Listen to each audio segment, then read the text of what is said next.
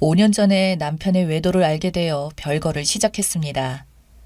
당시 8살, 5살 아이 둘 키우느라 정신없기도 했고 결혼 전부터 남편 회사가 출장이 잦았고 야간 작업도 많은 직장인 걸 알고 있어서 외박을 하건 늦게 들어오건 그런가 보다 했습니다. 그런데 오히려 상간녀가 이런저런 신호를 저한테 보내더라고요. 저에게 전화해서 말없이 끊기도 하고 남편 차에 귀걸이, 립스틱 등을 두기도 하고요.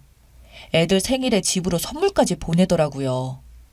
어찌나 내가 자기의 존재를 알아주길 바라는 건지 둔한 저도 금방 알 수밖에 없더라고요. 1차로 핸드폰이랑 블랙박스 살펴봤는데 깨끗했고 핸드폰이야 그렇다 치고 블랙박스가 깨끗한 건 그게 더 의심스러운 거죠. 확신을 가지고 남편 차를 매일 봤는데 증거 찾기는 어렵지는 않았습니다. 남편 출장 갔을 때 남편 컴퓨터 외장 하드 책상에 있는 USB까지 업체에 가져가서 숨긴 파일을 다 찾아달라고 했거든요. 남편 잠금 패턴도 알고 있어서 업체에 알려줬더니 쉽게 찾더라고요. 남편의 성격이 꼼꼼하기는 한데 추억들을 못 버리는 성격이에요. 저랑 연애 시절 문자들도 다 파일로 저장해 가지고 있는 사람이고 가족 사진들도 제가 아니라 남편이 파일로 정리해 가지고 있고 연애 시절 간단한 쪽지 하나도 다 모으는 사람입니다. 신혼 초 전 애인들과 흔적들도 못 버리고 가지고 있다가 싸움이 난 적도 있었죠.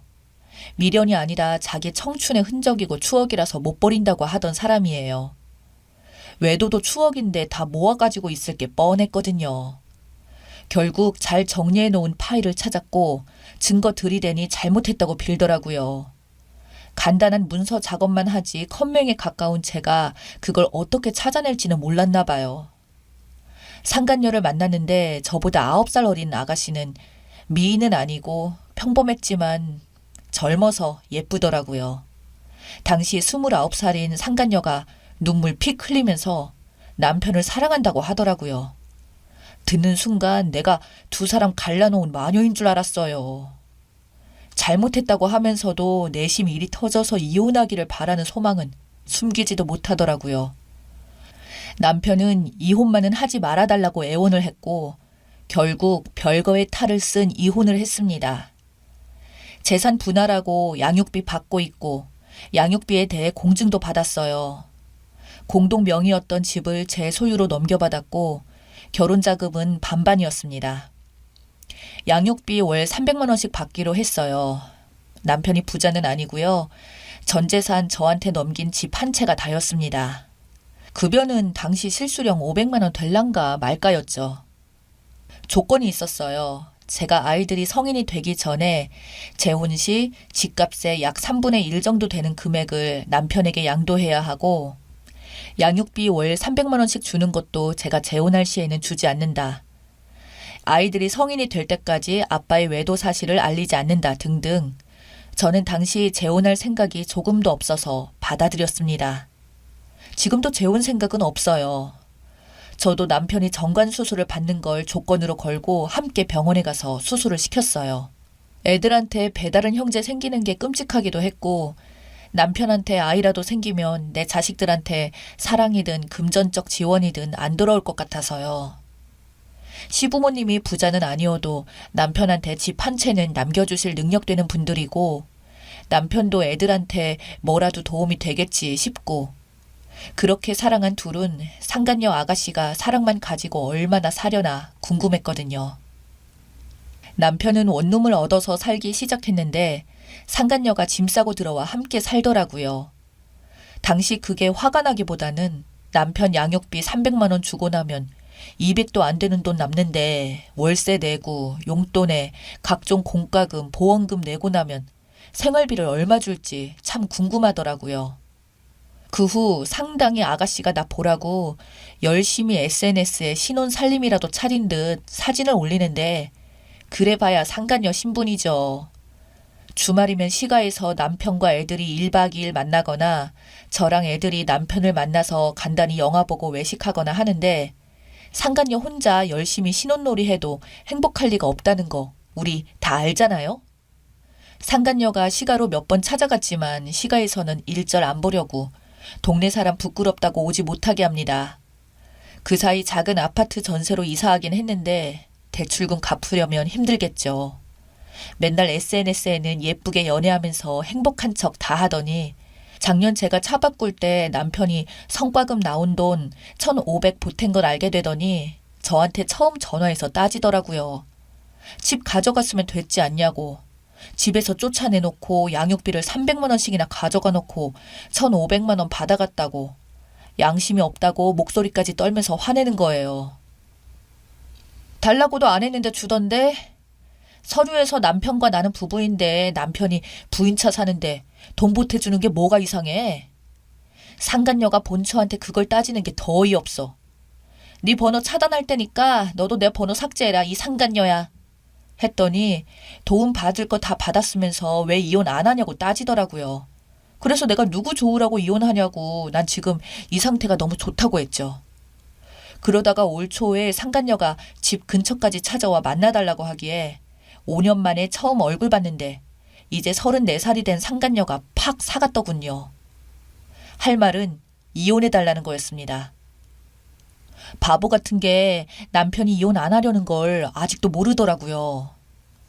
자기도 결혼해서 살고 싶다고. 애가 멍청한 게 아직 남편이 수술한 것도 모르는 눈치였습니다. 알려줄까 하다가 그냥 5년 전 그 상간녀가 저한테 한 말을 그대로 돌려줬네요. 넌 사랑만 있으면 사는 거 아니었니? 부부라는 굴레에 갇혀 애들 때문에 억지로 사는 거 슬픈 일이라며. 천년 만년 그 예쁜 사랑 열심히 뜯어먹고 살아요. 넌 부부라는 굴레에 갇혀 살지 말고 라고 해줬네요. 남편 놈도 용서한 게 아니에요. 상간녀보다 남편이 더 미워요. 남편도 죗값 충분히 치르고 있다고 생각해요. 그리 이뻐하는 애들 못 보고 지방에서 돈 번다고 애들한테 거짓말해야 되고 13살 큰딸은 이미 눈치가 빠르고 아들은 눈치가 없어서 엄마 아빠 다 같이 놀러 가자 뭐 이딴 소리 맨날 내뱉는 아들을 감당하기 힘들겠죠. 부모님 앞에서는 죄인이어야 하고 별거 당시에는 언젠가 저랑 화해할 수 있는 희망 때문이었거든요. 애들에 대한 죄책감 때문이었든 뭐든 수술을 요구하는 내 요구를 들어주는데 5년이 흐른 지금 그 속이 어떨까 싶어요. 물론 열심히 원하면 난임 치료를 통해 아이를 가질 수 있겠지만 남편이 이제 44살인데 애 둘 있는 마당에 그렇지 안 하겠죠. 참 궁금해요. 이제 5년이 지났는데 앞으로 5년 지나면 39살에 49살인 저 둘은 알콩달콩 함께 살고 있을까요? 바보 같은 상간녀 아가씨는 그때까지도 남편이 수술한 걸 알까요? 모를까요?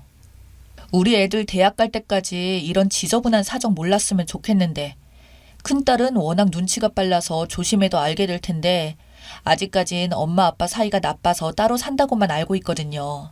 외도나 아빠가 동거 중이라는 사실은 몰라요. 상처 많이 안 받기만을 바랄 뿐입니다. 추가입니다. 남편 수술은 제가 강제로 시킨 게 아니에요. 남편도 애들한테 배다른 형제까지 만들지 말라는 제 의견에 동의를 했었고 그 증거로 수술을 요구한 것뿐입니다. 이혼은 남편이 원하면 언제든 해줄 생각이에요. 남편한테 미련이 없고 그 누구와도 재혼할 생각이 없고 연애조차 생각이 없습니다. 남편 없는 여자는 또 없는 대로의 즐거움이 있습니다. 저는 불행하지 않아요.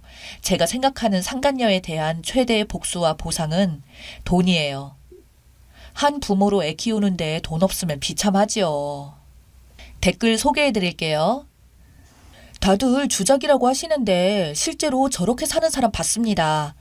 남자가 바람기가 많아서 애들은 전처한테 주고 자기는 젊은 여자를 택하고 그래도 제 새끼 부족함 없이 키우라고 집도 주고 양육비도 큰돈 또박또박 주는 걸 알아요.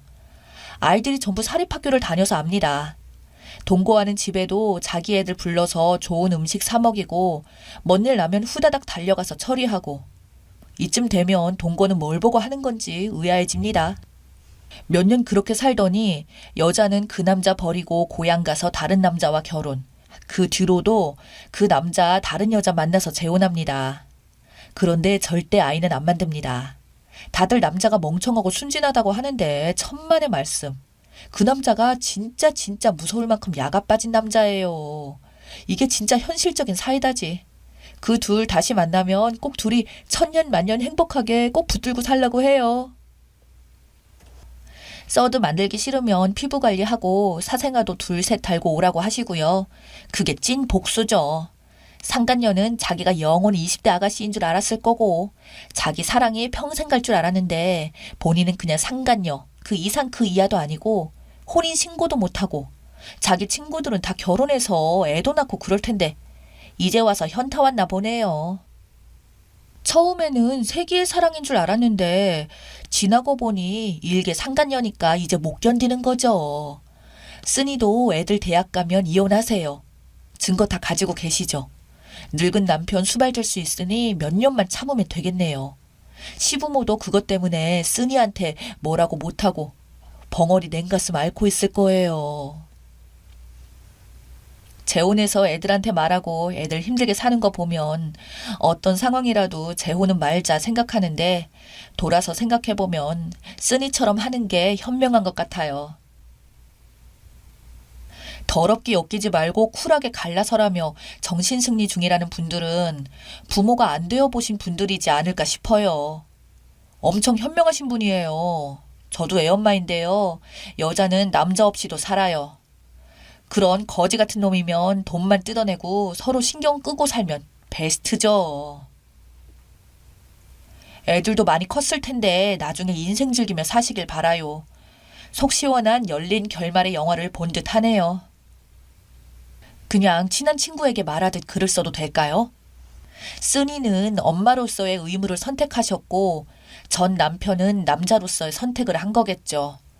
누가 봐도 비난의 화살은 전 남편에게 향하고 그 사람은 그냥 저냥 남의 남자잖아요. 신경 쓸 대상이 아닌 존재 때문에 우리 신경 쓰지 말아요.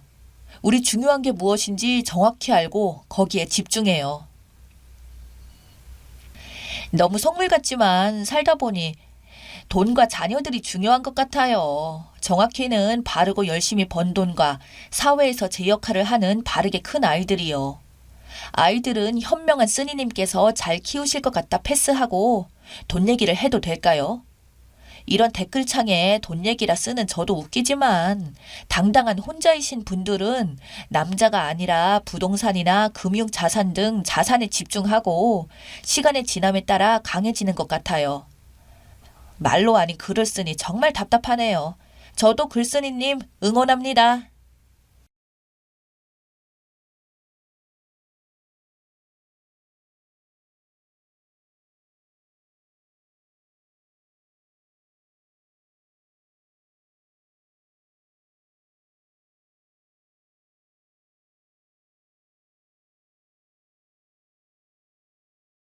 왜? 옛말에 그런 말이 있잖아요. 하늘에서 인연을 점 찍어 준다는 말이요. 오늘 제 사연을 들어보시면 아마 그 말을 수긍할 것 같아요. 낙엽은 지지만 언젠가는 다시 싹이 나듯이 우리들의 앞날에도 항상 싹이 트겠죠. 이 사연을 보내는 이유는 한 분 한 분에게 잘했다는 말 한마디를 듣고 싶어서입니다. 제 선택이 앞으로 어떤 결과를 가져올지는 잘 모르겠지만 이제는 후회하지 않으려고요. 제 여자친구는 요즘 말로 금지오겹 외동딸이었습니다. 따뜻한 마음씨인 장인 어른과 장모님 아래에서 자라서 그 누구보다도 착하고 때로는 바보 같을 정도로 순진한 사람이 제 여자친구였어요. 살면서 꽤 많은 연애를 했지만 제 여자친구 같은 사람은 처음이었습니다.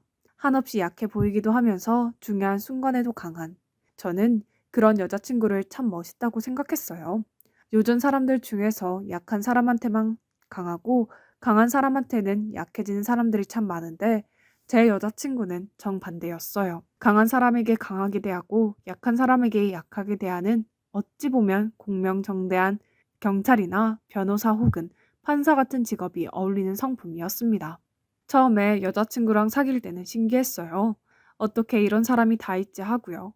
그런데 언젠가 장모님과 장인어른께 인사를 드리러 갔을 때 저는 알게 되었습니다. 여자친구가 장모님과 장인어른을 꼭 닮았다는 것을요. 그 당시에는 결혼 허락 받으러 간 것도 아니고 그저 여자친구에게 제 존재를 들은 장모님과 장인어른이 남자친구 한번 데려와 보라고 하는 말에 얼떨결에 찾아뵙게 된 것이었어요. 물론 먼저 초대해 주셨다고는 하더라도 사실 예비 사이 같은 것도 아니고 단순히 딸 남자친구인데 그렇게까지 극진히 대접할 필요는 없잖아요.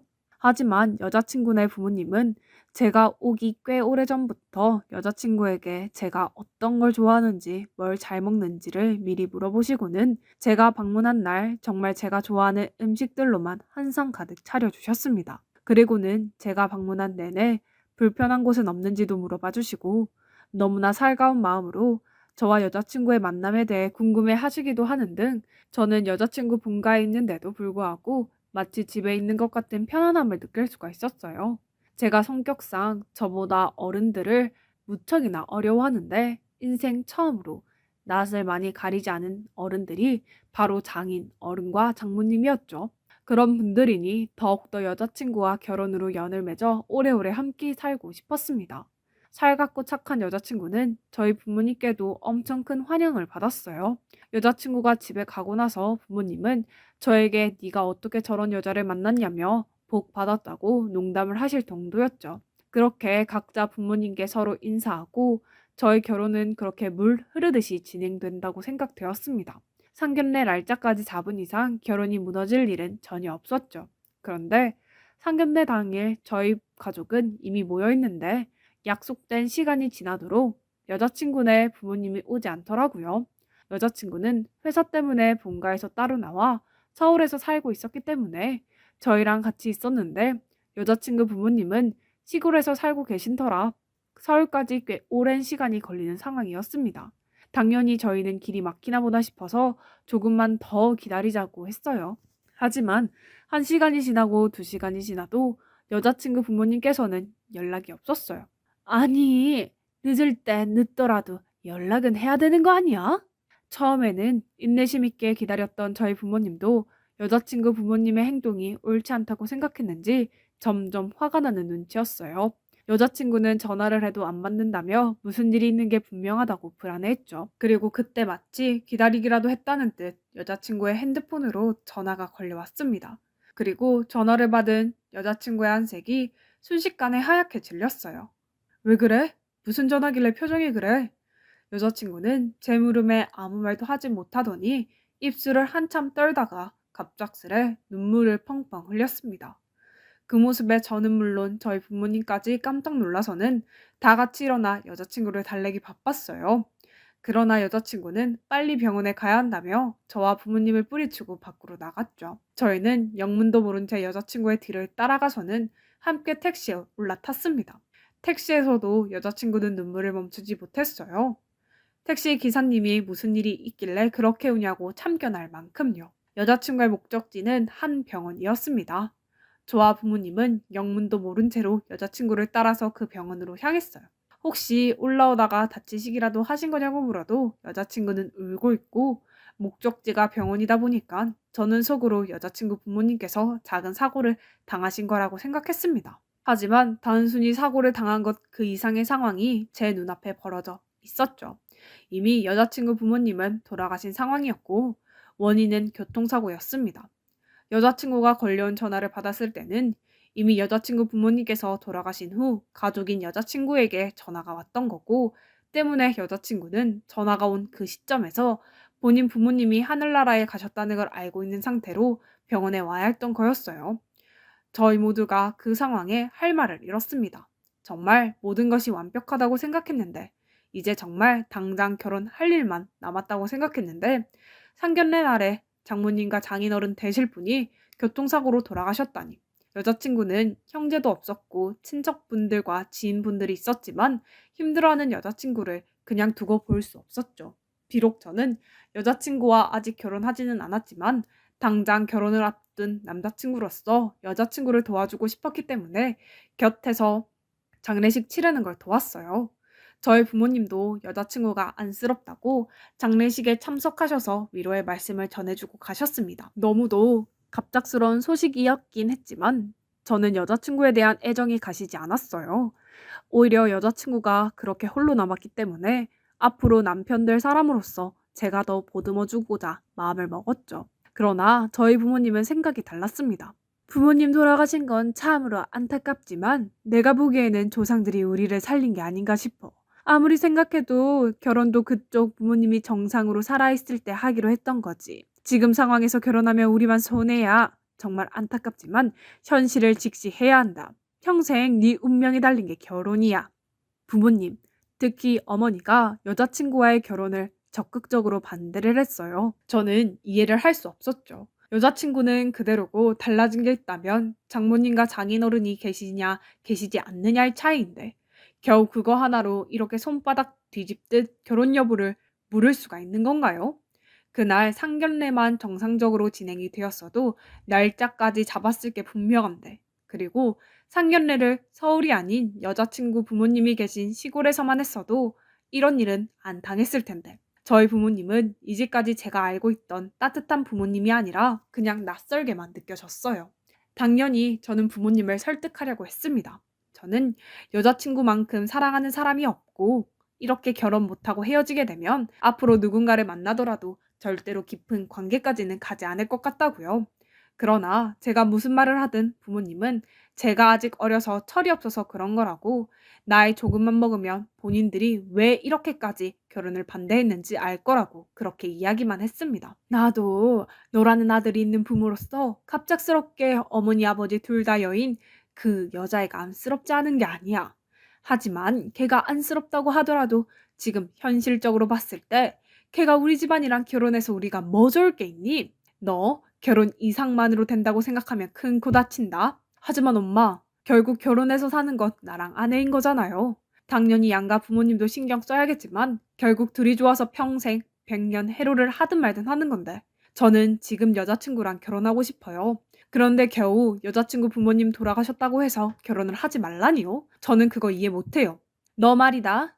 그런 얘기도 못 들어봤어? 중요한 일 앞두고 안 좋은 일이 생기는 건 미래에 더 좋지 않은 일이 일어날 거라는 예시인 거. 내가 누누이 말하지만 이건 아무리 봐도 우리 조상님이 결혼하기 전에 얼른 발 빼려고 신호준 거나 다름없다. 너 분명히 엄마 아빠 말 안 듣고 그 애랑 결혼하면 언젠가 후회할 일 생길 거야. 그때 가서 엉엉 울면서 부모님 말 들을 걸 그랬다고 후회하지 말고 그냥 지금 우리 말 듣고 걔랑 헤어지고 더 좋은 여자 만나. 세상에 여자가 그게 하나니? 하지만 엄마, 하지만이고 뭐고 없어. 이 엄마는 절대 마음 안 변한다. 네 아버지도 마찬가지야. 차라리 연애를 더 하고 싶으면 그건 우리가 눈 감아 줄 수 있어. 하지만 결혼은 절대 안 돼. 내가 보기에는 나중에 기필코 안 좋은 일이 생기는 징조야. 엄마도 이런 말 하기 편한 거 아니다. 나도 좋은 사람 되고 싶어. 하지만 앞날이 뻔히 보이는 네 인생을 이렇게 허무하게 그냥 내버려 둘 수는 없다. 몇 번을 이야기해도 소용이 없었습니다. 예비 장인어른과 장모님이 돌아가신 것을 좋지 않은 일이 일어날 것이라는 징조라고 굳게 믿고 있는 부모님은 제가 어떤 말을 해도 절대로 여자친구와의 결혼을 허락하지 않을 것만 같았어요. 그래도 그나마 어머니보다 아버지 쪽이 설득하기 쉬울 것 같아서 어머니 없는 사이에 아버지와 얘기를 해보려고 했지만 아버지도 미안하다는 뜻 말씀하시면서 그 부분에 대해서는 어머니와 생각이 같다고 굳건하게 이야기했습니다. 너희 엄마가 조금 과격하게 말한 건 없지 않지만 이 아빠도 그렇게 생각한다. 하필 그날 그런 사고가 일어났다는 게 영 심상치가 않아. 아무리 미신이라고는 하지만 괜히 무시하고 나중에 큰일 겪는 것보다는 미리 예방하는 차원에서 신경 쓰는 게 좋지 않겠니? 아빠도 그런 미신을 믿으세요? 저는 그런 거 안 믿어요. 사고는 그냥 사고일 뿐이고 제 여자친구는 그저 안타까운 우연으로 인해서 부모님을 잃은 게 전부예요. 그런데 그게 어떻게 제가 여자친구랑 결혼했을 때 안 좋은 일이 생길 수 있다고 확신하듯이 받아들여지는 건데요. 그래, 너도 지금 당장은 네 여자친구가 너무 좋고 사랑하니까 받아들이기 힘들 수가 있다. 하지만 아빠도 결국에는 엄마랑 같은 생각이야. 첫 단추부터 어긋난 관계를 굳이 바로잡을 필요는 없다. 너는 젊고 지금 그 여자만큼 사랑할 수 있는 다른 사람을 만날 수 있을 거야. 그러니 마음 정리해라. 우리도 너보고 당장 헤어지라고는 안 해. 엄마도 그랬잖아. 연애는 해도 괜찮다고.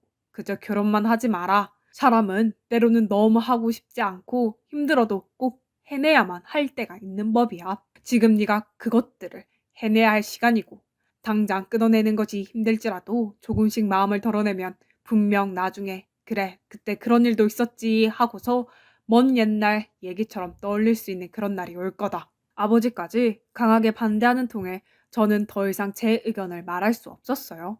여자친구 얼굴을 보기에도 너무 미안하더라고요.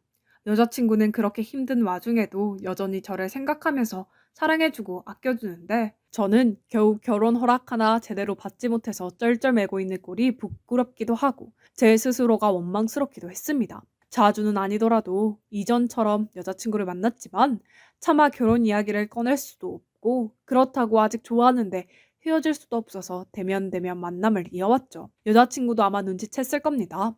그 전까지만 해도 저는 늘 제가 먼저 결혼 이야기를 꺼내면서 우리 얼른 결혼했으면 좋겠다며 신혼집 생기면 당신이 좋아하는 걸로 잔뜩 꾸미자고 그 누구보다 결혼 생활을 기대하고 있는 주로 많은 얘기를 꺼냈는데 여자친구 부모님이 돌아가신 이후 눈에 띄게 결혼 이야기를 하지 않고 데이트를 하더라도 예전처럼 밝게만 대하지 못하는 모습을 보였으니까요. 아닌 척해도 여자친구는 눈치가 빠른 편입니다. 감히 예측을 하자면 여자친구도 저를 계속 좋아하고 있는 상황이었기에 아마 본인이 먼저 헤어지자고 하기는 힘들었을 것 같아요. 그렇게 여자친구 부모님이 돌아가시고 한두 달 정도를 열렬하게 연애하는 것도 그렇다고 헤어진 것도 아닌 애매한 상태로 지냈습니다. 그런데 저희 어머니는 그런 모습조차 보고 싶지 않았는지 제가 모르는 사이 여자친구에게 전화를 걸었나 봅니다. 우리 헤어지자. 처음에는 갑자기 여자친구가 먼저 헤어지자는 얘기를 꺼내길래 제가 너무 미적지근하게 대해서 화가 났나 싶었습니다.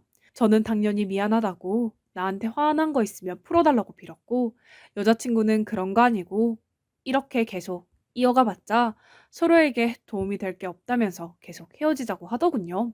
나 진짜 너랑 못 헤어져. 갑자기 왜 헤어지자고 하는 건데? 미안해. 나는 우리가 헤어지는 게 훨씬 좋을 것 같아. 집에 와서 여자친구의 행동을 곰곰이 곱씹어봤어요. 불과 얼마 전에 만났을 때만 해도 헤어짐에 대한 기미는 전혀 보이지 않던 여자친구였어요. 그런데 갑자기 왜 이렇게 나오는지 의아했는데 문득 저희 부모님이 생각났습니다. 상견례를 앞둔 어느 날 부모님은 제 여자친구 번호를 알아가셨거든요. 그런데 어쩐지 어머니가 여자친구에게 뭔가 이야기했을 거라는 직감이 들었어요. 그래서 저는 그 즉시 어머니에게 찾아갔죠. 엄마, 혹시 내 여자친구한테 전화해서 나랑 헤어지라고 했어? 아니나 다를까 어머니는 저한테 그 사실을 숨길 생각도 없어 보였습니다. 고개를 끄덕이면서 맞다고 제가 지금까지 질질 끌면서 헤어지지 못할 거라고는 꿈에도 생각 못하고 연애를 허락한 건데 제가 결단을 못 내리니 어머니는 본인이 대신 내려준 거라고 하셨죠. 내가 그때 연애를 허락한다고 했지만 이렇게까지 천년 만년 오래 사귀라는 건 아니었어. 나는 한 달 정도면 다 정리하고 알아서 끝냈을 줄 알았더니 이 녀석이 어쩜 이렇게 강단이 약한지. 그나마 걔는 좀 말귀를 알아듣더라고. 너도 이참에 얼른 정 떼고 헤어지고 빨리 다른 여자 만나야지. 엄마, 대체 뭐라고 하신 건데요? 엄마가 왜 제 연애에 그렇게 참견을 해요? 저는 걔가 좋다니까요. 걔 말고 다른 여자 사귈 생각 없어요. 너는 애가 어쩜 그렇게 미련하니? 이 세상에 여자가 걔 하나인 것 같아? 걔보다 훨씬 나은 애들이 얼마나 많은데 이렇게 된 거 보면 너랑 그 애는 인연이 아니야. 내가 걔한테도 이렇게 설명했더니 걔가 알겠다고 자기가 잘 얘기하겠다고 그러더라. 너만 헤어지고 싶지 않다고 해서 욕심낼 일이 아니야. 엄마랑 아빠가 우리 좋으라고 이러는 거야. 너 좋으라고 그러는 거지. 제가 아무리 마음을 굳게 먹어도 부모님이 더 강경하게 나오는 입장에서 아무런 힘도 없는 제가 할 게 없었어요. 게다가 이미 한 차례 저희 어머니에게 전화를 받은 여자친구도 헤어지는 게 맞다고 이대로 쭉 관계를 이어가 봤자 아무것도 좋을 게 없다고 이야기를 하니 저 역시 조금씩 힘이 풀려갔죠.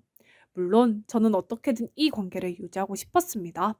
안 그래도 부모님을 잃고 힘들어하는 여자친구에게 저희 부모님은 저까지 뺏어가려고 했으니까요.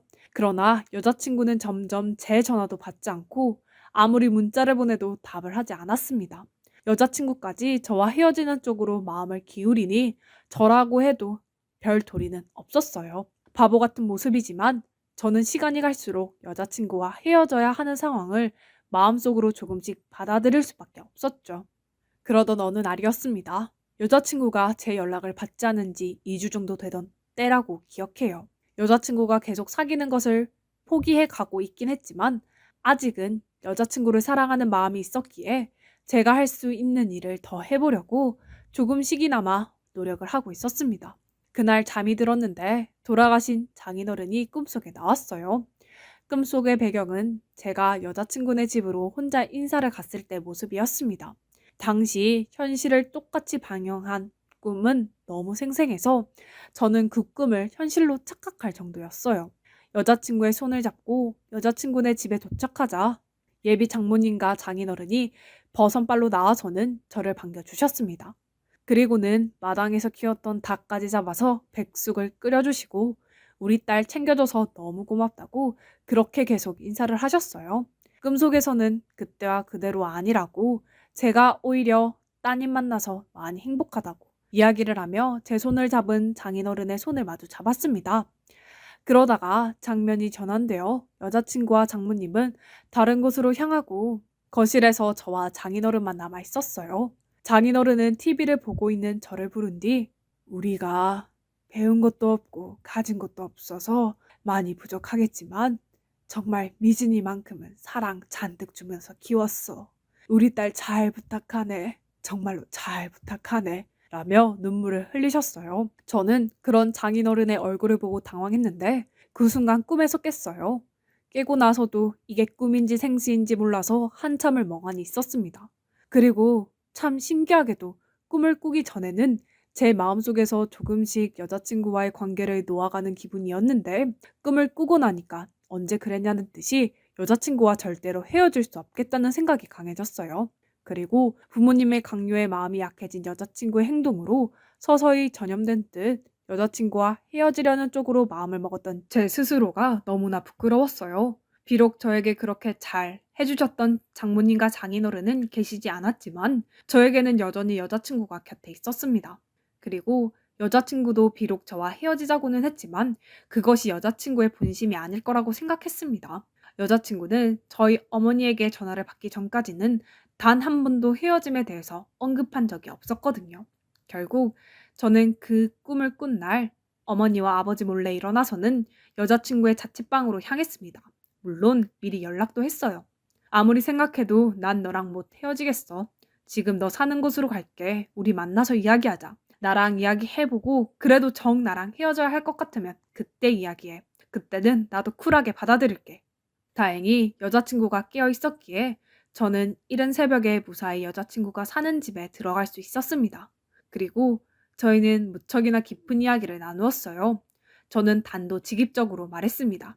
나 아무리 생각해도 너랑 못 헤어져. 그리고 나 잘 때 꿈에서 장인어른이 나오셨어. 너 잘 부탁한다고 우시더라. 아빠가 나왔다고? 응, 사실이야. 네 마음 돌리려고 거짓말하는 거 아니야. 천국에 가신 장인어른의 마지막 부탁 같아. 나는 이 부탁을 꼭 들어드리기 위해서라도 평생 너를 지켜줄 거야. 오빠, 근데 어머님, 아버님이 반대하시잖아. 그건 내가 알아서 할 거야. 이번에 부모님한테 많이 실망했어. 지금 당장이라도 부모님과 인연 끊을 수도 있어. 그래도 언젠가는 허락해 주시겠지. 제 말에 흔들리는 듯 했어요. 저를 생각하면 본인과 헤어지는 게 맞겠지만 여자친구도 저와 계속해서 연애를 했고 더 나아가 결혼까지 하고 싶은 마음이 있었기 때문에 제가 전보다 더 강하게 나오니 여자친구 입장에서도 그전처럼 계속해서 헤어지자고만 얘기할 수는 없는 상황이었죠. 결론적으로 저는 부모님과 어느 정도 인연을 끊은 상황입니다. 왜냐하면 그날 새벽 여자친구랑 둘이서 많은 이야기를 나눈 다음 저는 부모님의 연락도 하나도 받지 않고 다음날 저희끼리만 혼인신고를 올렸거든요. 비록 사정상 결혼식을 할 수는 없었지만 이미 법적으로 부부가 된 상황입니다. 그리고 혼인신고를 한 뒤 부모님에게 통보를 했어요. 저 여자친구랑 이미 혼인신고 접수했어요. 이제 우리 법적으로 엄연히 부부고 아무리 아버지랑 어머니가 저희 결혼 반대한다고 해도 이제 물을 수 없어요. 어머니는 난리가 났습니다. 혼인 무효 소송도 있다며 지금이라도 빨리 헤어지고 나중에 가서 괜히 후회하지 말라고. 어머니는 어떻게든 저를 설득하려고 했지만 저는 요지부동이었습니다. 그날 평생 들어본 적 없던 욕을 어머니에게 먹었습니다. 저보고 멍청하다느니 미련하다느니 기껏 자기 살 길 열어줬더니 자기가 발로 걷어찼다면서 부모 없는 여자가 뭐가 그리 좋다고 자기 낳아준 엄마 아빠까지 버리냐며 불효자라는 이야기도 들었죠. 저는 오히려 그 말에 부모님과 인연을 끊는 것을 더 확고하게 마음을 먹을 수 있었습니다. 여자친구에게 도대체 무슨 잘못이 있나요? 장모님과 장인어른이 돌아가신 게 여자친구 탓입니까? 여자친구는 이 상황에서 온전히 피해자인데 그런 피해자를 부모님이 미신 하나 때문에 마치 내 인생 망치러 온 가해자인 양 대하고 있는 거잖아요. 어머니랑 아버지가 제 아내 인정 못하시면 저도 더 이상 연락 못 드려요. 죄송합니다. 잘 지내세요. 그 이후로 부모님께 계속 연락이 오고 메시지로 지금이라도 늦지 않았으니 돌아오라고 하시는데 그 연락조차 받기 싫어서 이제는 아예 핸드폰 번호도 바꿔버렸습니다. 그리고 1년째 아무도 모르게 아내와 단둘이서만 살고 있어요. 명절 때 그리고 부모님 생신이 되면 어머니도 아버지도 얼굴 한번 보고 싶기도 하지만 아마 앞으로도 부모님을 볼 일은 없을 거예요. 그러나 후회하지는 않습니다. 저에게는 제가 사랑하는 아내가 함께 있으니까요.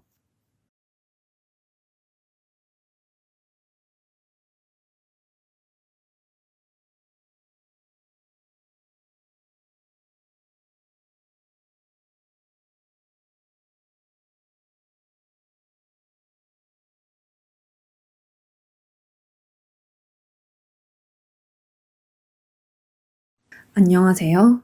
나름 살 만큼 살아서 인생을 안다고 생각했는데 갈수록 선택의 연속이라 오늘도 고민이 많은 60대 여성입니다.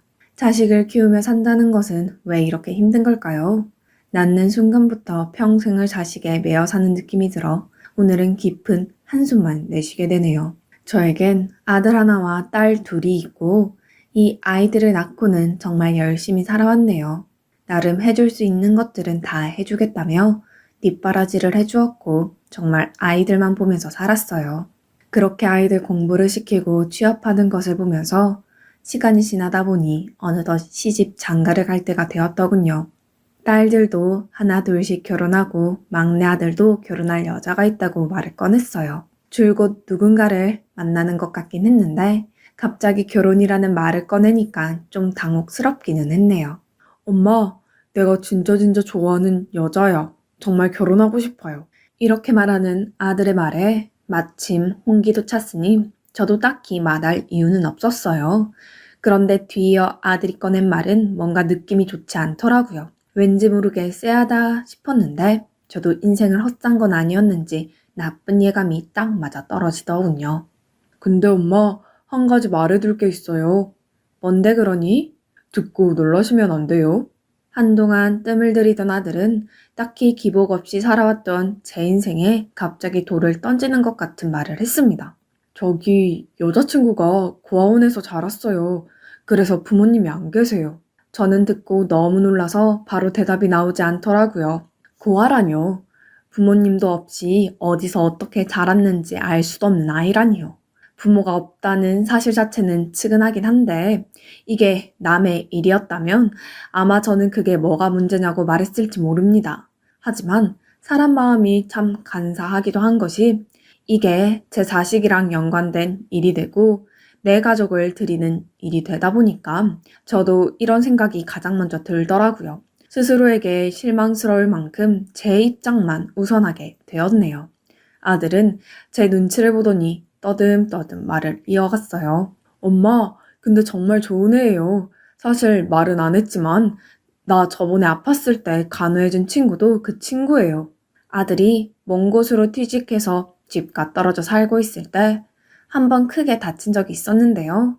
그때 너무 멀어서 제가 계속 들여다볼 수 없을 때 근처에 사는 친구가 물심양면으로 간호를 해주고 밥도 챙겨주었다는 이야기를 했었어요. 내심 혹시 여자친구가 아닌가 싶기도 했지만 역시나 예상이 맞았더라고요. 하지만 너무나 갑작스럽게 많은 것들을 받아들이고 이해해야 되는 상황이라 저도 쉽게 오케이 하기는 어려웠네요.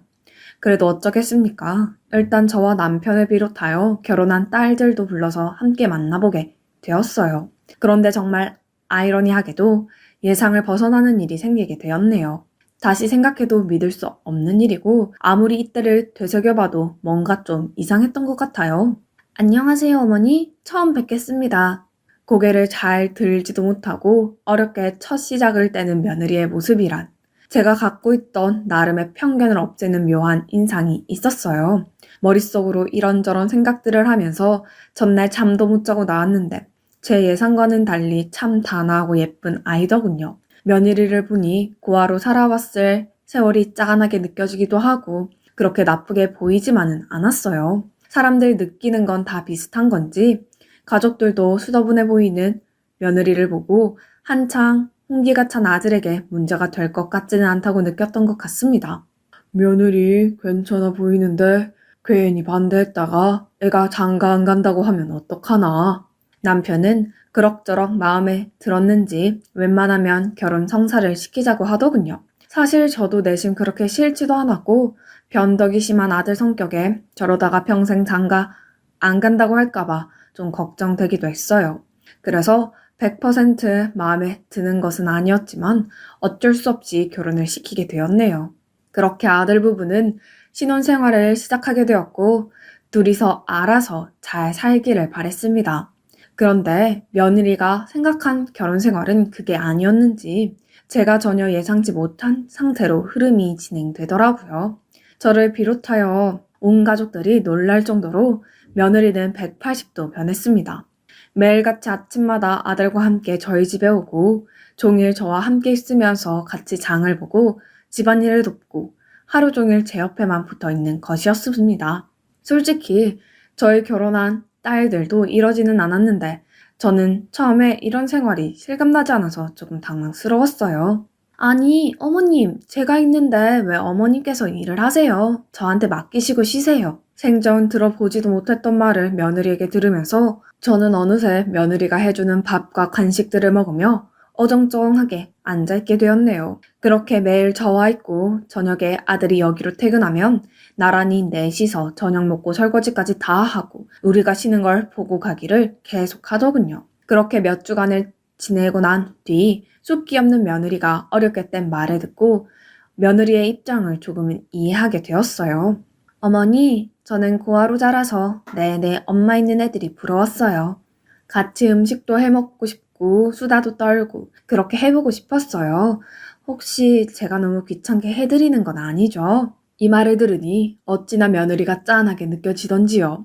저도 자식을 셋이나 낳아서 알지만 부모와 아이의 관계라는 게 얼마나 많은 감정들로 뒤엉켜 있는 관계인가요? 그것을 한 번도 느껴보지 못하고 늘 간접적으로 상상만 했었다고 하니 가슴이 아팠습니다.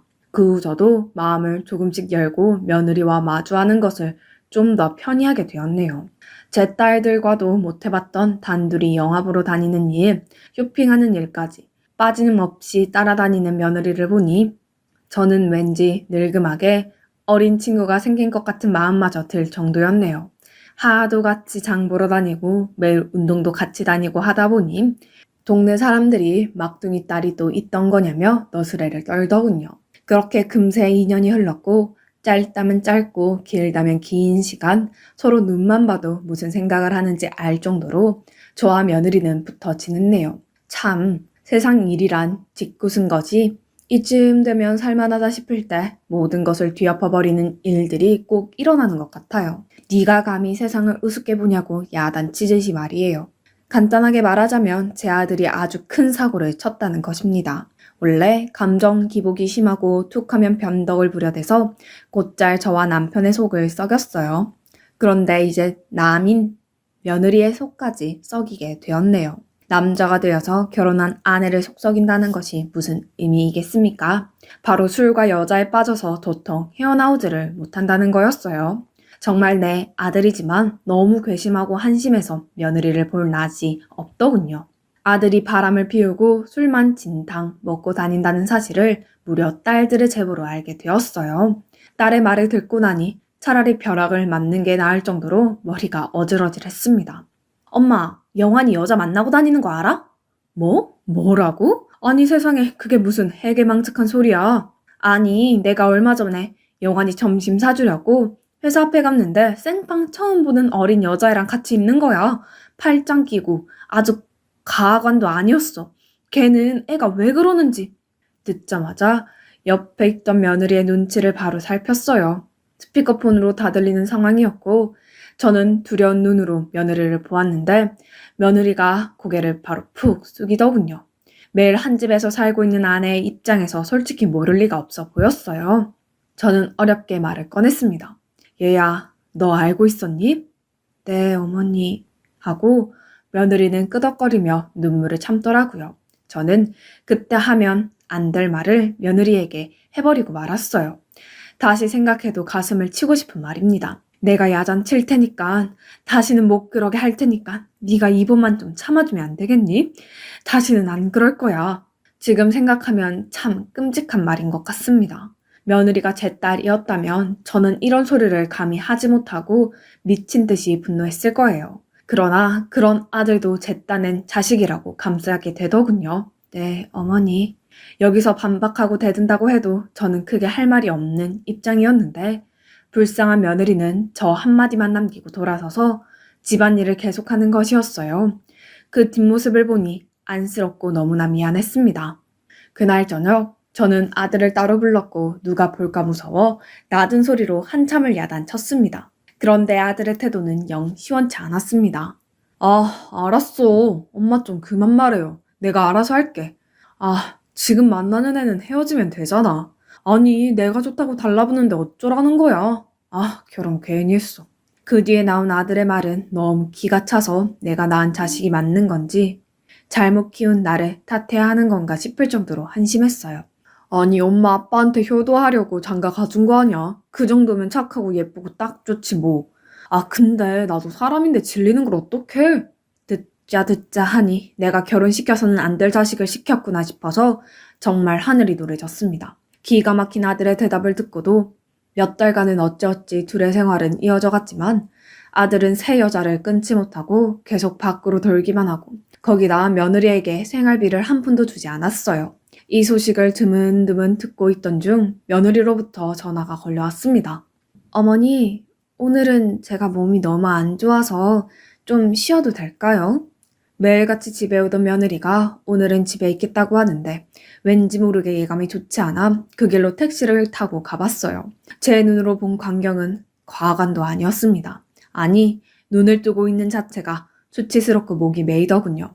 아들이 술김에 집에 있는 것들을 뭘 그렇게 다 깨부수고 집어 던져놨는지 난장판이 되어 있었어요. 얼마나 울었던 건지 며느리의 눈은 퉁퉁 부어있고 제대로 뜨지도 못하더군요.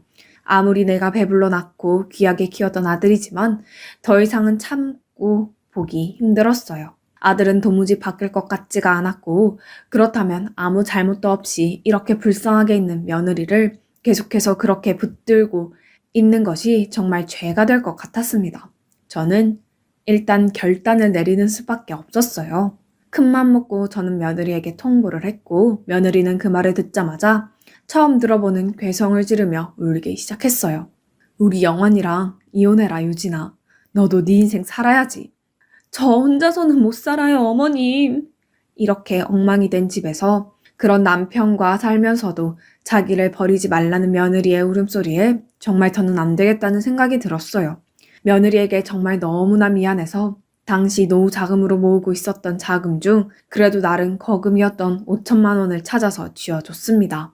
그렇게 며느리의 손을 억지로 떼어내며 가족들 모두에게 상처만 남긴 일이 마무리된 것 같았네요. 이후 며느리는 몇 번이나 우리 집을 찾아오고 반찬을 갖다 놓고 했으나 이대로는 정말 아무것도 안 될 것 같아 호되게 야단을 쳐서 쫓아보냈어요. 너무 착한 아이였기에 더 가슴이 아팠고 저 역시 그대로 집으로 돌아와 아들 부부가 이혼하는 이런 상황이며 모든 것이 기가 막혀 몰래 얼마나 울었는지 모릅니다. 저만 힘든 것이 아니었는지 남편도 안 마시던 술을 마셔가면서 각자 방을 따로 쓰기도 하고 우리 집안 분위기는 점점 더 얼어붙어 갔네요. 아들은 여전히 밖으로 나돌아 연락도 끊어버린 지 오래되었고 딸들도 저들 살기 바쁘다며 명절 때나 가끔 들여다보고 살았어요. 저는 나름 적지 않은 나이에 이런 풍파를 겪게 된 게 너무 기가 막히고 억울하기도 하고 우울증까지 찾아와서 여간 힘든 게 아니었네요. 그런데 어쩌면 이렇게 안 좋은 일들은 자꾸 겹치는 건지 제가 어디까지 버틸 수 있는지 저를 시험하는 것 같더군요. 지병이 있었던 남편이 갑자기 위독해지게 되었어요. 우리 나이가 적은 편은 아니었으나 그래도 나름 경제적으로나 건강 관련된 부분에서 크게 문제는 없다고 생각하며 살아왔어요. 하지만 정말 모든 게 한순간이더군요. 저는 뭔가 준비하고 받아들일 새도 없이 순식간에 남편의 죽음을 맞이하게 되었습니다. 세상 일이 다 진저리가 나고 험하게 느껴질 지경이었네요. 몇십 년을 내 곁에 당연히 있어주던 사람이었고 말년으로 갈수록 아들로 인해 둘 다 마음고생이 심하긴 했지만 그래도 서로 한 집에 있으면서 겨우겨우 버텨냈던 것 같아요. 그런데 갑자기 병이 악화되었고 인사도 제대로 나눠보지 못한 채 남편은 제 곁을 떠났어요. 엄마, 어떻게 된 거야? 아빠가 돌아가시다니. 뒤이어 병원으로 달려온 아들과 딸들을 보고 저는 그저 엉엉 울 수밖에 없었습니다. 그나마 애들이 도와줘서 겨우겨우 장례를 치렀고 남편이 남긴 것들을 나중에야 정신 차리고 정리를 하게 되었어요. 이제서야 마음을 좀 바로 잡으려던 차에 저는 또 발목을 잡고 나락으로 떨어지는 일을 겪게 되었습니다. 아니, 애들 아빠 유산이 없다고요? 네, 사모님. 아드님 앞으로 다 돌려져 있더라고요. 유언장에도 명시되어 있었는데 사모님께서는 모르셨던 사실입니까? 이게 어떻게 된 일인지 도저히 알 수가 없어 저는 부랴부랴 아들부터 찾아갔어요. 아들은 술에 떡이 된 채 집안에서 누워있었고 재촉을 해서 정황을 알아냈더니 저는 왜 남편 혼자 가버린 건지 원망스러울 정도로 경악스러운 상황이더라고요. 아들은 우리와 연락을 끊은 몇 년간 술과 도박, 여자에 빠져 살면서 수많은 빚을 져버렸고 저를 볼 면목이 없으니 자기 아빠를 찾아가서 끝도 없이 돈을 타냈던 모양이에요. 저도 이 무렵 때는 우울증으로 지쳐서 남편과의 대화가 거의 없었기에 잘 몰랐는데 그때 이렇게 아들에게 돈을 주고 있었다고 합니다. 원망스럽기도 했지만 자식이라고 차마 끊어내지 못했던 남편의 마음도 모르는 것은 아니어서 너무 괴로웠어요. 그래도 그렇지 유산이 다 아들 앞으로 돌아갔다뇨. 아들은 완전히 도박에 눈이 멀어 돈 따위를 우습게 생각했고 병상에 있던 자기 아버지를 조르고 보채서 그렇게 누나들과 엄마인 저도 생각하지 않은지 자기 앞으로 다 돌려버렸더군요. 더 충격적인 건 그 돈을 거의 다 탕진해 버렸다는 것이었어요. 엄마, 얼마 없어. 아니, 나한테 남은 건 이제 없어요. 아니, 다 써버렸다니까? 아들은 텅 빈 눈으로 저를 보며 그마저도 술로 망가져버린 혀로 말하더군요. 하루아침에 저는 저와 남편이 살던 집까지 경매에 넘어가는 상황이 되었고 작은 단칸방에서 살아야 할 형편에 치닫게 되었어요. 나이 60을 바라보는 나이에 경제적으로 이렇게 바닥을 찍게 될 줄은 꿈에도 생각지 못했습니다. 피가 역류하는 것을 느끼며 정말 아들을 가만두지 않겠다는 생각을 하며 있었는데 충격적인 전화 한 통이 걸려왔어요. 이영환 씨, 어머님 되십니까? 아들의 전화로 다른 사람의 목소리로 저를 찾는다니. 예감이 너무 좋지 않았어요. 저는 이때 이미 너무 지쳐 있었고 서 있을 힘도 없는 상황이었는데 다음 내용을 듣고 그만 기절해 버렸나 봅니다. 옆집 이웃이 저를 발견해줘서 겨우 정신을 차렸으니까요. 아드님이 운명하셨습니다. 아들이 빌린 돈을 갚으러 왔던 사람들이 집에 찾아왔다가 하도 반응을 하지 않으니 문을 부수고 들어왔다가 아들의 유서와 마지막 모습을 발견했다는 것이었어요. 저는 이쯤 되니 미치지 않는 것이 이상할 것 같은 상황이었습니다. 아들을 보낸 지 얼마나 되었다고 한 달도 되지 않아 아들을 보내야 하다니요. 그것도 자기 손으로 그렇게 가버린 아들이요. 하늘을 올려다보며 소리를 몇 번이나 질렀는지 모릅니다. 차라리 나를 데려가라고요. 너무나도 힘든 시간을 보내던 중 아무 연락도 없는 딸들이 원망스러워 전화를 걸었더니 저에게 돌아오는 말들이란 차라리 저는 이때 전화를 걸지 말았어야 했어요. 엄마는 아빠가 영원이한테 돈 주고 있을 때 뭐 했어? 자식은 영원이만 자식이야? 우리가 엄마 아빠한테 자식이긴 해? 그렇게 영원히 감싸더니 그게 이런 결과야? 나는 엄마처럼 안 살아. 연락하지 마. 이 말을 듣고 저는 정말 모든 걸 다 끊어내고 싶었어요. 모든 식음을 전폐하고 아무것도 하지 않고 그대로 조용히 있고 싶더군요. 이따금씩 옆집 이웃이 들여다보면서 자꾸 걱정하고 뭔가 주는 바람에 겨우 버티기는 했지만요. 점점 두통도 심해지고 이제 울음도 나오지 않고 먹는 것도 불규칙해 허기도 제대로 느껴지지 않아서 멍하니 누워있기만 했어요. 그런데 어느 날 누군가 문을 두드리더니 겨우 일어나서 대답을 했는데 왠지 목소리가 나지 익었어요. 나를 아는 사람인가 싶었는데 정확히 제 이름을 부르는 것이었어요. 누구인지 이런 곳을 찾아오는 게 어울리지 않을 정도로 화려한 옷을 휘감고 있었고 머리부터 발끝까지 고급스러운 분위기를 풍기는 아줌마였습니다. 왠지 얼굴 낯이 익는 것 같기도 하고 아닌 것 같기도 해서 조금 헷갈리던 차에 그 아줌마의 입에서는 충격적인 말이 나오더군요. 어머니, 저 유진이에요. 어머니 며느리요. 기력이 하나도 없어 일어날 수도 없었지만 그래도 있는 힘껏 눈을 뜨고 찬찬히 다시 얼굴을 봤어요. 살이 조금 찐 것 같긴 했으나 분명 며느리임이 틀림없었어요. 혈색도 좋고 낯선 분위기가 가득했으나 얼굴은 분명 맞았어요. 아니, 어떻게 이곳을... 겨우 입을 떼는 저를 며느리는 와락 끌어안더니 엉엉 울더군요. 한참이나 그렇게 울고 저도 그만 그간의 삶에 대한 서러움이 터져나와 영문 모를 울음이 쏟아져 나왔어요. 서로 부둥켜 안고 우느라 각자의 어깨가 너무 젖어서 민망할 정도가 되어서야 몸을 떼었습니다.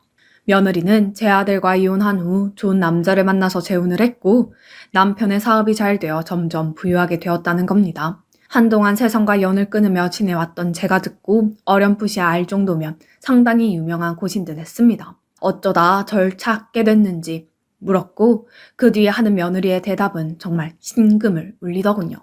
어머니, 저에게 처음으로 엄마 같은 애정을 주셨던 건 어머니였어요. 맨날 얻어맞고 바보 취급을 당하던 저를 사람 대접해 주셨잖아요. 저에게 엄마란 어머니의 이미지밖에 떠오르지가 않더라고요. 저는 그닥 잘해준 것도 없는데 듣는 내내 그저 울음만 나올 뿐이었습니다. 제가 찾아가는 거 싫어하실까봐 그렇게 꾹 참아왔는데 도저히 견딜 수가 없어 얼마 전에 다시 알아봤더니 어머니가 힘든 상황에 계시다는 걸 알게 되었어요. 그래서 신뢰를 무릅쓰고 이렇게 찾고 찾아서 여기까지 오게 되었어요. 내 배 아파 낳은 아들도 딸들도 나를 버렸는데 이 아이는 내가 뭐가 볼 게 있다고 이 흥미진 동네에 있는 저를 찾아온 것일까요? 그 뒤에 이어지는 며느리의 말은 꿈인지 생신인지 혼란스러울 정도의 제안이었습니다. 어머님, 저희 집 근처 아파트를 하나 얻어놨어요. 제 마음대로 처리해서 죄송해요. 전에 사시던 동네에 있던 스타 아파트 아시죠? 재건축해서 더 좋아져서 어머니 편하게 모시기에 정말 좋겠더라고요. 제가 이제 어머니 며느리는 아니지만 그렇다면 딸로서 모시게 해주실 수는 없는 걸까요? 며느리가 말하며 내민 아파트 계약서를 보니 예전에 우리가 살던 부촌에 있던 곳이고 다시 재건축을 하고 있을 때 저희 집 가세가 기울어 영영 꿈도 못 꿔보고 나오게 된 곳이에요. 아마도 제 생에는 도저히 도전해 볼 수 없는 그런 엄청난 곳이었는데 며느리는 제 이름으로 계약을 해주고 그곳에 제 거처를 옮겨가게 해주었어요. 눈 깜짝할 사이에 일을 처리해버리곤 일주일에 2번은 꼬박 저를 찾아와서 종일 시간을 보내주는데 솔직히 아직도 이 생활이 실감나지 않습니다. 얼떨결에 며느리가 제발 그쪽으로 가서 같이 살자고 해서 오긴 했지만 이래도 되는지 민망스럽기도 하고요. 오래도록 상처있고 내리막막하던 저에게 며느리는 저를 다시 잡고 끌어올려주면서 매주 용돈도 주고 냉장고도 비지 않도록 채워주며 그렇게 저를 살갑게 섬겨주네요. 이렇게 인생이 180도 변할 수가 있는지 꿈을 꾸는 것 같아요. 저를 기억해준 며느리와 시간을 보내는 게 너무 감사하고 감지덕지한데 이런 저에게 또 다른 새로운 먹구름이 드리워지려고 합니다. 저는 조금이라도 편히 지낼 수 없는 운명인 걸까요? 바로 엊그제 친딸들이 대체 이 상황을 어떻게 알고 찾아온 건지 이 근처에 살고 있어서 뭔 소식이라도 들었던 걸까요? 매몰차게 연락을 끊을 때는 언제고 나란히 저를 찾아왔더라고요. 그래놓고 겨우 안정을 찾아가던 제 속을 다 뒤엎어버리는 말을 합니다.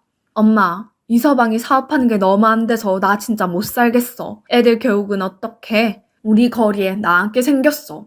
엄마, 혼자 이렇게 좋은 집 살면서 딸들 생각은 안 해? 어찌 갈수록 제 원망만 하더니 끝은 결국 돈 얘기더군요. 그래서 그런데 이 아파트 담보로 우리 대출 좀 해주면 안 돼? 이 정도면 충분히 나을 것 같은데, 제발 부탁이야. 엄마 한 번만 해주라. 너무 머리가 아프고 한숨이 나와서 일단은 둘 다 쫓아보냈어요. 곧 있으면 며느리가 올 시간이 되기도 했고요. 어떻게든 마주치게 하고 싶지도 않았고 정말 끔찍했어요. 그런데 지금 가장 복잡하고 머리 아픈 건 접니다. 그렇게 딸들을 내쫓긴 했지만 저것들도 자식이라고 남편 사업이 망해서 손자들이 낳아앉게 되었다니 그걸 애미로서 어떻게 그냥 두고 봐야 되는 걸까요? 사실 똑같이 자식인데 유산이 아들 아닌 딸들에게도 좀 갔더라면 저 고생 안 했을 것 같기도 하고 미안하기도 하고요. 저에게 이렇게 고급스럽고 비싼 아파트가 사실 이 나이에 당치도 않기도 한데 참 복잡한 마음이 듭니다. 저만 보고 이렇게 지원해준 며느리를 생각하니 이러지도 저러지도 못하고 있는데 대체 어떤 결정을 하는 것이 좋을까요?